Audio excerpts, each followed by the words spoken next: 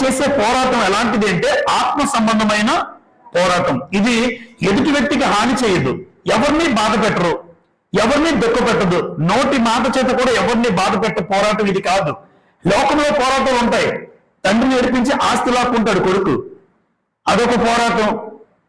అంటే ఒక వ్యక్తిని బాధ పెట్టి పొందుకునేది లోకంలో పోరాటాలు అయితే, దేవుని యొక్క విశ్వాసిగా మన జీవితంలో మనం చేసే పోరాటము ఎదుటివాడిని హాని చేసి ఎదుటివాడిని బాధ పెట్టి నేను సంతోషపడే రకం, అలా క్రైస్తవ జీవితం కాదు.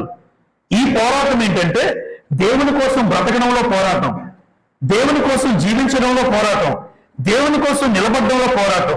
ఈరోజు దేవుని కోసం నిలబడమంటే సంఘంలో సగం అని తేలిపోతారు. దేవుని కోసం నిలబడండి అంటే సంఘంలోనే, నిజం చెప్తున్నాను, సగం అని తేలిపోతాం మనం. అంటే పోరాటం ఉందంటారా? చివరికి వెళ్ళేసరికి మనకు అర్థం